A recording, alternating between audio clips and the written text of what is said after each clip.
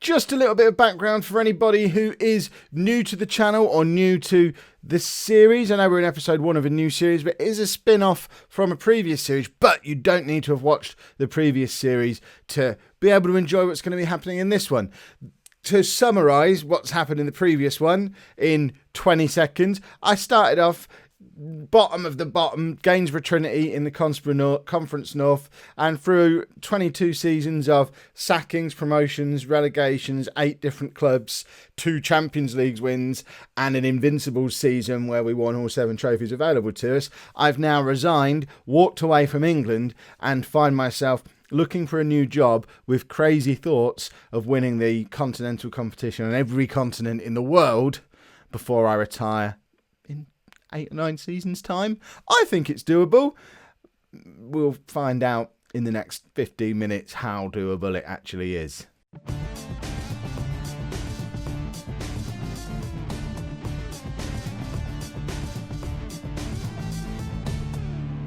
Hello and welcome to part 1 of the Expedition for Gold. I'm Kev and this is me. Let's have a look at my manager profile just to show you what we're dealing with here. I am 56 years old now in the year 2038. I've got a 4-star manager reputation, my Continental Pro licence and decent-ish stats. We did start out minimum on everything when we were at Gainsborough many years ago. That's my job history, so I like the fact we've got some nice collections of competitions at the top here, including 11 trophies in 2 seasons with Tottenham, which was just insane. It's certainly a long way from down here when we got sacked by Tours, having got relegated in France.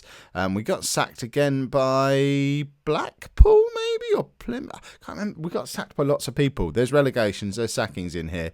But we've won more trophies than we've had seasons, maybe 7, 11, 13, 14, 15, 16, 17, 18, 19. We haven't. We've won almost as many trophies as we've had seasons. And the career generally is going really rather well, particularly with the invincible seasons that we've just had. That screen's a bit of a giveaway. Look at all this. Look at all this. This was going to be the grand reveal in a minute, but I've set it up so that I'm deliberately not going to go back and manage club football in England. The leagues that we've got on at the moment, we've just added Argentina, we're adding Brazil, China will be adding in December, as will the USA, and we're also adding South Africa has now added, I think that's someone from every continent.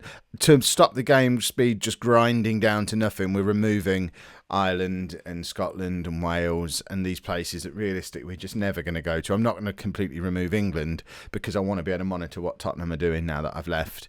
We've also left France, Germany, Italy and Spain in there because if nothing turns up in these other countries that we've just added, then I would be open to going and winning the Spanish league if we could do it in a season and then moving on abroad. So if someone like Barcelona, Real Madrid, Bayern Munich came in for me, I'm not going to turn that job down. But ideally, I'm feeling a first move away from England. I quite like the idea of the MLS, but USA doesn't turn on until December. I quite like the idea of China, but I am conscious of the fact that we need to pick an order that we're going to do this in because I don't know how easy it is to get a job in Argentina or Brazil. I guess that's the next biggest place. But if we go USA, then China, then Australia, then South Africa, do they hire many managers in Argentina or Brazil who've most recently managed in South Africa and Australia? I don't know. So we'll have to see how it all turns out, but I'm quite open to your advice down in the comments about where you think we should end up. But for now, certainly to tide us over until we pick up a new club job, because if we go and have a look at the job centre, there's nothing doing job-wise in the job centre, but just about every nation in the world has offered me a job doing international management. It's absolutely not going to be the main focus of the save, but I think it'll keep me amused until we find the right club. Doing original non-League to Legend rules as well and doing what I'd be most realistic, most likely to do in real life. I'm obviously initially leaning towards England, but if we just flick through these and look at the salaries on offer, England actually pay the highest salary as well, £86,000 a week, closely followed by Italy. My salary when I left Tottenham was like £25,000-30,000 a week, I think. So it's a massive pay rise. And I think we are going to start off the expedition for gold by becoming England manager It means we get to reunite with the likes of Liam Wells and James Burgess from our Tottenham team, and hopefully see some of the other Tottenham youngsters make their way through. England will be bubbling along in the background. We're not going to show you all the different qualifiers and friendlies, but what I do want to do is, if we're on an expedition for gold, we need to win the Euros, we need to win the World Cup, so when they happen, we will certainly see what's happening with them, and I might show you any particularly interesting matches that happen in the meantime. This is the current state of English football. I haven't looked at this myself, obviously, because you've just seen me take the job. How do you look at the squad internationally? I don't know. Same way you do with clubs, Kev. I don't have an assistant manager, so I can't even see what's happening on there. Obviously, our great hope is Liam Wells. We know all about him from Tottenham. 13 goals in 15 appearances for England so far, coming off the back of a great season and back-to-back Champions League wins with Tottenham. So he's going to be the man for us. But we'll leave that there for now. I'm going to... Let's have a look at the schedule. We might show one of the Spain matches while we're waiting for a club job to show up. But really, the rest of this episode is hopefully going to be me finding the right club job. I really quite fancy it being in America if we can find something that shows up. I'll probably be wearing different clothes the other side of this clip because it's like 3 months of the game. You get the idea. And through the miracle of YouTube time travel, I'm now wearing completely different clothes. My hair looks even worse. I might look a little bit younger because I've had 8 hours sleep for the last 2 nights. I've had a weekend of rest. It's now Sunday evening. I did that last bit Friday evening. Oh, I feel refreshed. I'm wearing my Expedition of Gold t-shirt with the Invincibles down the side of it. It's a very nice shirt, still available from teespring.com/Lollujo. And I'm ready to do this England match. We almost had a club job as well, because we were on the verge of going to Argentina. We had the interview. We were going to go to Vélez Sarsfield, who... Their manager, I forget who their manager was, went to manage Argentina. Willy Caballero went to manage Argentina, but in the end, they gave the job to Pablo Zabaleta, who was Argentina manager previously, and he got sacked after a year, but he'd been at Gimnasia La Plata for 16 years in Argentina. I guess he'd done quite well there, because... he won the league once, like 10 years ago, but that's more impressive than winning the Champions League the last 2 seasons. This would have been the perfect job to get a hexagon, pentagon. What is it, a hexagon or a pentagon? Someone needs to let me know. But it would have been the perfect club to start off with because they've won the Argentinian League 3 out of the last 4 seasons.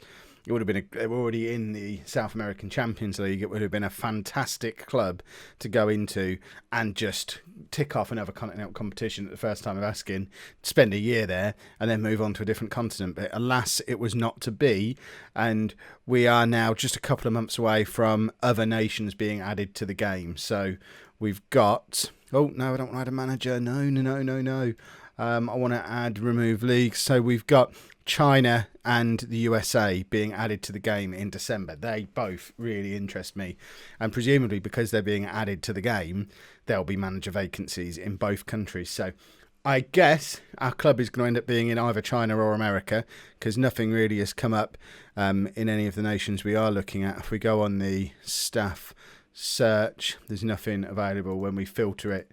According to jobs in South Africa, Germany, Spain, Argentina and Brazil. I'm not averse to staying in Europe if it's at a big club in a big country, Germany or Spain really, where I can win a domestic title. This is an expedition for gold. It's not just for continental competitions. No, not staff search. I wanted to show you the staff that I'd brought in because of some familiar names. Nathaniel Chalobah, he'd been with me at Ipswich and Tottenham, and is a star of the Sugar Daddy Deep in Rangers side. Ryan Meadows was a player for me at Southend and also part of my Tottenham coaching staff. All of this lot have come from Tottenham. But Josh Vella, I think, came from Ipswich. Lucas wasn't interested in being my assistant manager for England, which was odd. But I guess he's waiting for a club job. But I've waffled on for long enough at this point. We need to show you a game of football. So it's going to be our first game as England manager. We're at home against Russia in the European League, European International League. I still don't really get what this competition is. I don't think it existed in real life yet. We had this when I was managing England on FM17 as well, and I didn't really get it then. But we've got to basically beat Russia and Spain twice and then we qualify for the semi-finals, I think is how it works. We have got some familiar faces in our England team, though. Liam Wells is going to be our star striker. James Burgess, he's now a fully fledged midfielder. When we click on him, it even says his main position is midfield. So he's gone from being a striker that we were playing out of position in midfield to a midfielder who can play up front sometimes. He's lightning quick, and appointed him vice captain as well. So Burgess is vice captain, Wells is going to be our superstar striker, and then the rest of the team, we'll walk you through them very quickly, and then we'll play Russia. And then if there's a taste for it amongst you lot, we'll perhaps do Spain tomorrow. Otherwise, we might just fast forward to December, forget England exists until a major final, and try and find a club job in the next episode. But this is our England team. We have Lloyd Hunter in goal, who lots of people, when Igor was having his dodgy couple of seasons a little while back, lots of people in the comments when I released the 20-year save said Lloyd Hunter is the man to sign. I think he just arrived at Southampton at that point, having never really played regularly apart from one season at West Ham way back when. But he's had a full season at Southampton now and is properly established as England's goalkeeper, 43 caps. We have a proper goalie by the looks of it. Carl Colwell is a name familiar to me. I might not have mentioned him to you before, but I've been trying to sign this guy for 5 seasons now. Ever since we've been at Tottenham, he was one of the first players we identified. I wanted to sign him before we signed Ndiaye, but we've just never been able to prise him out of Stoke's hands. He's played 51 times for England now, virtually ever present for Stoke forever, and I would have loved to have him at Tottenham. Never really worked out, but he is my England captain because I know all about him and wanted him for a long, long time. He would have been Spurs captain by now, probably, if I'd have been able to get him 4 or 5 years ago. Simon Clifton's going to play at centre-back. He's 25, got 20 caps. Regular-ish for Liverpool, but this is a bit of a problem we've got in this England squad. There's 5 or 6 really, really good players, and then a bunch of players who don't really play week in, week out for their club team. Simon Clifton is one of them. Jay Abraham is a Stoke player, another one who doesn't really play regularly. He's been at Man United, never really got in the team. Signed for Stoke, never really got in their team either. But he has played 17 times for England, and we haven't got much to offer at centre-back, so we're going to have to make do with what we've got. Josh Newman is a 29-year-old left-back, 22 caps.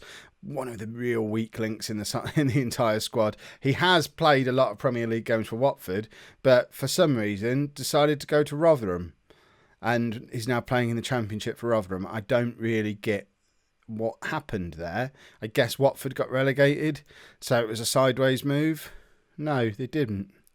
So why on earth would you go to Rotherham in that situation? Nobody knows, but he's my left back. James Burgess we know all about. We don't need an introduction to James Burgess. Luca Breaker, 29-year-old central midfielder, plays for Southampton, one of the few regular Premier League players that we've got, and he has played 29 games for England as well, one for every year of his life. Samuel Sew, he's a bit of an England legend. He's one of the star men we need to be building around, although he is getting on a bit now. 31 years old, has 96 caps and 21 goals for England. But really weirdly, actually, no, he's not the one. There's one that's even weirder who'd never played in England at all. This guy's been playing in France since he moved on from Chelsea and Southampton. So he's been a regular at the top level for a long time. Went to France for the money. We know all about Angers and their big pile of cash. But is this guy the one who's never played in England? No, because he's at Arsenal. Mark Osai, 26 years old, only played 5 games for England previously, but been fairly regular for Arsenal, and he's one of the few proper attacking midfielders we've got, so it would be silly for me not to play him. Joey Peter might be the one who's never played in England. He is, I think. 30 years old, has 14 goals in 18 caps for England, and what a weird career this lad has. Oh no, he's just a Bundesliga guy. There's one that's even weirder, who's been all over Europe, but never come to England. But this one came through the Bayern Munich youth team, spent some time out on loan at various places, then went to Hamburg, where he's been banging in the goals regularly in the Bundesliga his entire career. He's never appeared on one of my scout reports. I had never heard of him until he appeared in this England squad. But there you go. There's an English player who's never made it to England. We know about Liam Wells. I'm trying to work out now who's the guy who's never played in England. But I can't remember. I'll find him for a future episode. That's going to annoy me now. But let's get into this game. They're playing very much our Tottenham way. The one thing we have changed, I changed that into not having 2 complete forwards, but actually looking at it, We could, and we can swap them around and have Liam Wells as the main target man. I pulled it back to poacher because I didn't want to force England into doing something too complicated, but it looks like it suits these two just as well as it suited Wells and Iribarren at Tottenham. So we'll leave that as it is, and that is a full-on just cut and paste from Tottenham.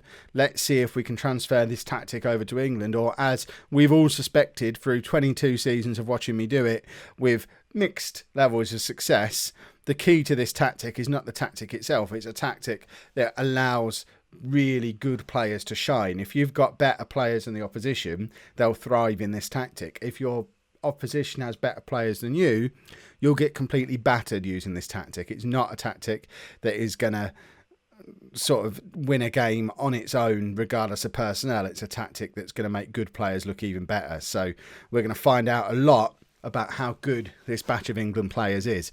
We know that probably the two best players in the squad are two key players from our dominant Tottenham team. So the upper standard is there. Wells and Burgess, I would be happy to have them in any team at any level. But it's the rest. Oh, there you go. Liam Wells gets a goal.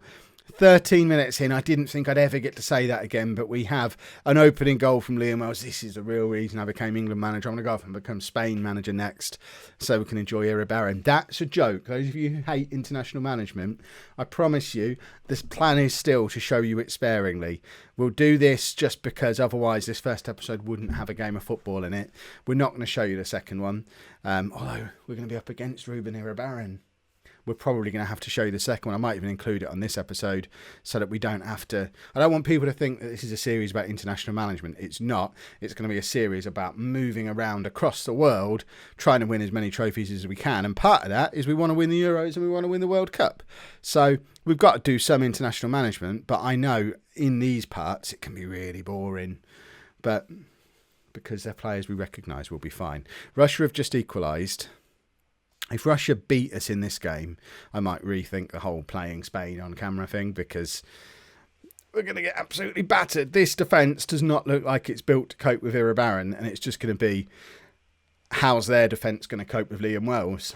And it's just going to come down to that. Wells and Iribarren, I think, are similar standard these days. Certainly last year there wasn't much between them, but our defence is very, very poor. What's Spain's defence like? James Burgess hasn't really got into the game yet. I know we were using him more defensively than this towards the end with Spurs, and he was doing it very well. Perhaps he's not used to playing in a more attacking position, but there you go. England legend Samuel Sew scores a goal to put us back 2-1 ahead, and Burgess is involved in it. As long as Burgess is involved, I'm happy, and this is a nice finish from quite a long way out. Takes a really wild deflection, and this guy, whoever he is, I guess that was Joey Peter, very excited, bearing in mind he didn't get anywhere near it, but I think he was trying to claim it, but it was never going to be his goal. Right, let's grab another one before half time, although we've let him in here, and that's an example of that awful quality of defence that we've got.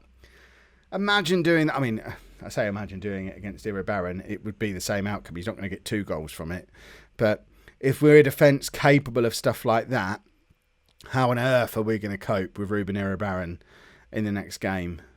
I've never, ever wanted him to be injured more than I kind of do now, because I don't think I could bring myself to be torn apart by him.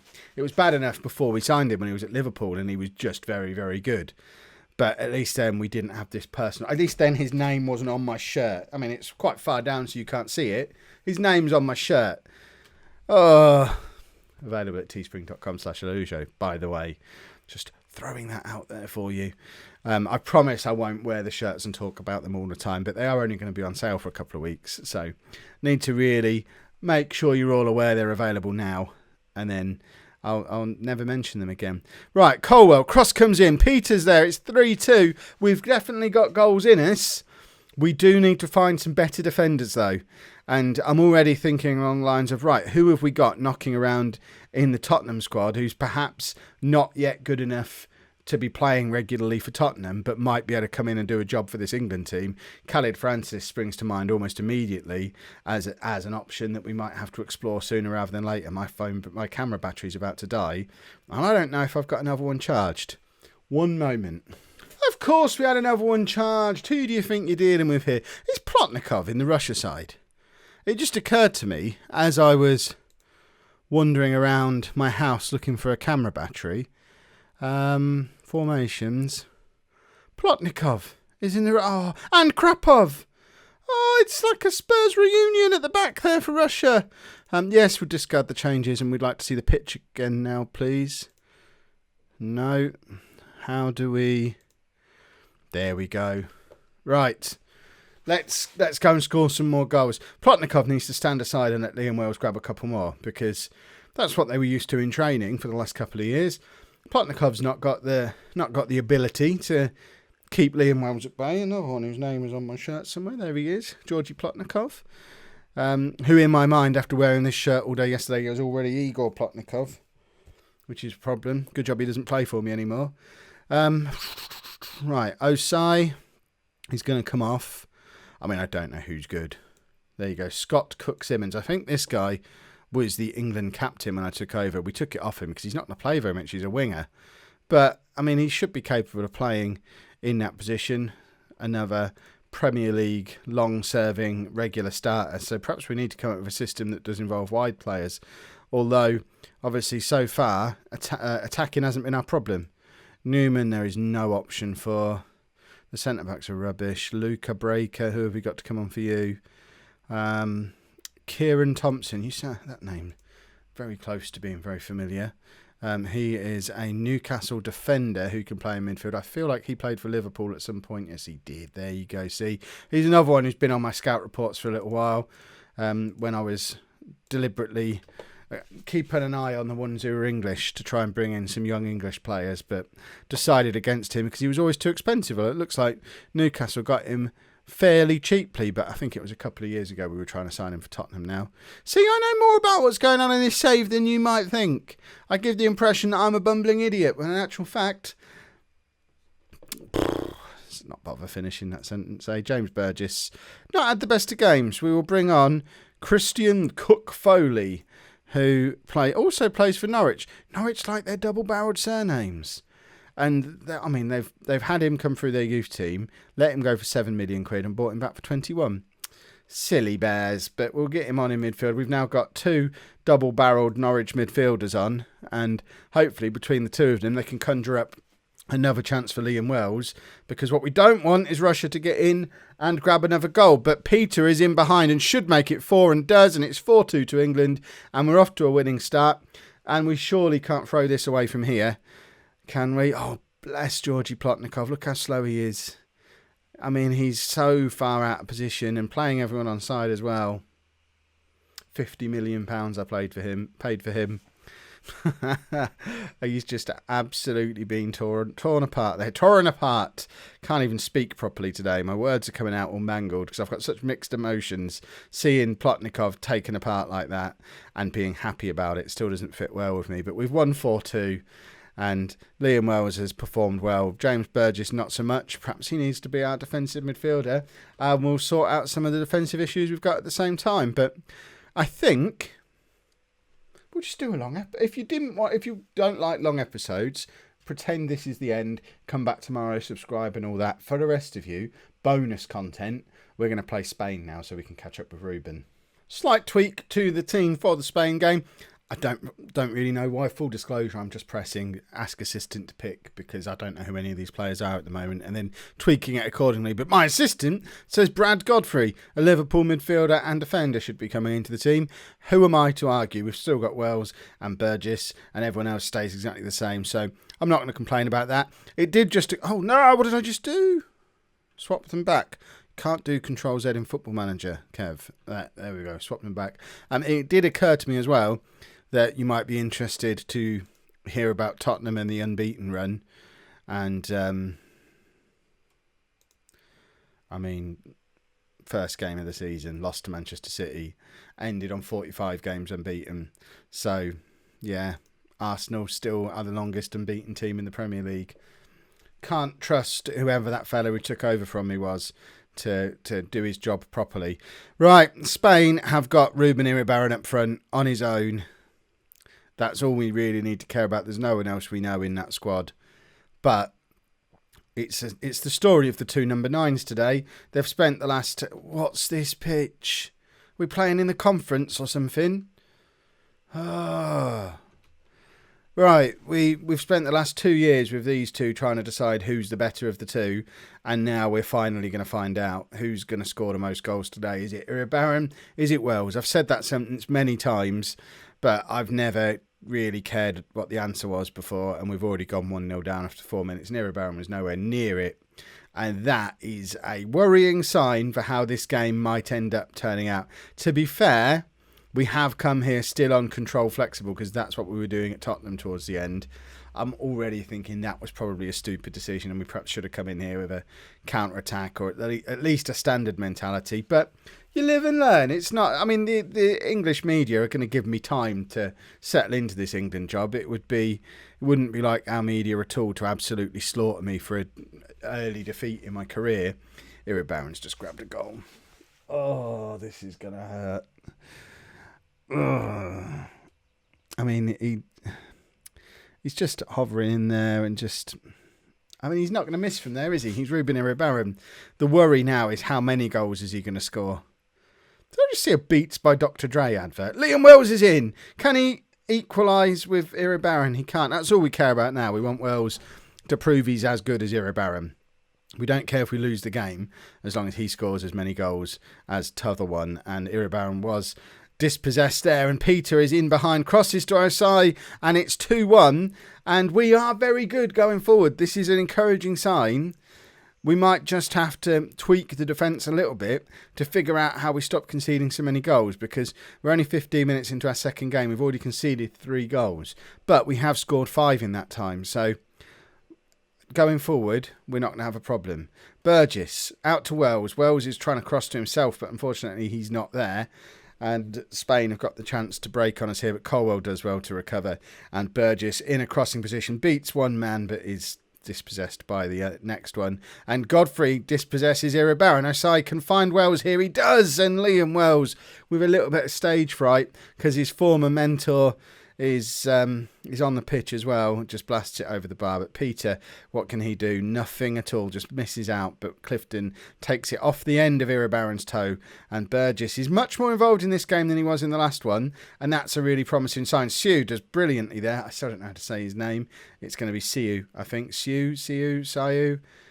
No idea. Let's play guess how you say a name down in the comments. Wells could have just got in behind there, but didn't quite. And Osai to Peter to Burgess. Burgess should have had a shot there. It goes to Wells. He does have a shot, but it's straight at the keeper. And we don't mind Irebaran having the ball on the halfway line. He can have it there all day long. He started a move that led to a goal. We're all focused on Ruben Irebaran, and the rest of the team are just dancing around our back four as if they're not there. I don't think we're going to win this one. And I don't know how realistic an early World Cup or Euros win is going to be with this England setup. It's certainly in better shape than the FM16 England team I took over was, because that was just a nightmare. At least we've got several world-class attacking players in this England squad, but we are playing with a championship quality defence and goalkeeper. And that's really showing, because we're 4-1 down now. Sacked in the morning.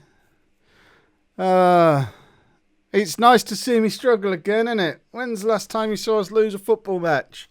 Chelsea, last season. Before that, though, it'd been a long time. So, unlucky, apparently. The strikers are unlucky because they played quite well. The defence, though, are just useless. There's no luck involved in that. And I bet you're glad you stuck around for this post-credit scene now, aren't you? Seeing Kev getting battered by his own player. There's only 18,000 people here as well. If Spain can only get 18,000 people for a home game, they don't deserve to beat us. We should get a 5-goal head start for the fact they've got no fans. Where's this even being played? Is that on Mallorca, Palma? So why are we playing? Do they play internationally all over the place? Wells did brilliantly there. Tucked it across to Joey Peter, who... how many goals has he scored on this episode now? It must be... Is that his 4th? Did he score the first one today? I can't remember. There you go. Look, Liam Wells just using his muscle and tucks it over to Joey Peter. We might have a new hero. because he's got, no, it's his third goal in 2 games, but we're playing against good opposition and he's got 3 goals in that time. So he's going to be a goal scoring threat right up there with Liam Wells. And then we've got the likes of Sayu and Burgess coming in from midfield, who are going to weigh in with their share of goals as well. But Spain are coming at us again, but our useless defence somehow intercepts this time. Wells beats a man, and what a goal from Liam Wells. It's 4-3 with 25 minutes to go. This is not over yet. We might be about to Kev Spain. Look at this from Wells. He did absolutely superbly, and what a finish. Ruben Iribarren, have a look at that. That goal's better than your goal. Liam Wells is better than you are. Yeah. He's going to score again here, isn't he? Colwell intercepts well. Burgess over to Siu, to Isai, and Wells could grab an equaliser here, an incredibly unlikely equaliser, but instead it goes all the way back to Abraham, and we have to build again from the defence. But it looks like we're attempting to do that. We're playing proper football. I approve. Burgess is now into the penalty area, and Isai is there, and it's 4-4 with 20 minutes to go. The momentum is all with England, and James Burgess is playing a massive, massive part in it. He is so far out of position there to create that chance, and it was absolutely brilliant. 4-4. We don't do this to teams. Teams do this to us. Right. Substitution time. I mean, should we? That's the big question. The defence have all been shocking. I think that's the only place we can really realistically make changes. Colwell... he's our best player, but he is booked, and he's not playing very well today. I don't know what substitutes to... I mean, the defence seems like the obvious place that we need to sort out, but I don't know if these lot are going to be any better. Who's Jake Mellum? He is a centre-back. He's only played once before for England, though. But he has been at Man City. They're all shattered. We do need to freshen up this back four. Kieran Thompson, we brought him on in the last game. He can come on at centre-back this time. And then we'll also... Who's Gary Gilby? He's also a defender. He's played plenty of times for England. He's the man who's coming on, I think. So he can... We'll just change our 2 centre-backs. There you go. Freshen up the centre-backs. Colwell gets to stay on for 10 minutes, but he's next on my hit list. Why is that moved over there? There we go. Hopefully that doesn't take the sting out of our attacks. There you go. We will take Colwell off now as well. And we'll bring on Shane Randall, who that name sounds familiar. Why do I know Shane Randall? Oh, goodness me. He's never played for England before. He's not... I thought I knew that name for a reason. I don't think I did. We'll bring Mellum on instead to play it right back. Oh, he can't play right back. Colwell, you might be staying on. We'll give Shane Randall a debut. What's the worst that could happen? He might just inject a little bit of life down that right wing and put in a cross for Liam Wells to score the winner. You never know. But I think we're going to end up with a 4-4 draw. And if you'd have offered me a draw before the match, I'd have accepted it. If you'd have offered it to me 10 minutes into this second half, I'd have absolutely bitten your arm off. So I guess we can handle this. We can cope with this. Leaves us top of the group and in a really strong position to end up going on and winning that group. So we've got Russia, who we know we can beat, and Spain at home, who we know their defence is just as dodgy as ours. So progress, we'll call that. What I'm not going to do, though, is show you loads and loads of... I won't show you the second of these games. I'll update you on what happens. But the next time we have an episode tomorrow, it will hopefully be us finding a job in either America or China. If you've enjoyed that, please make sure you pop a like on there for me. Subscribe to the channel if you'd like to see more. And thank you very much for watching.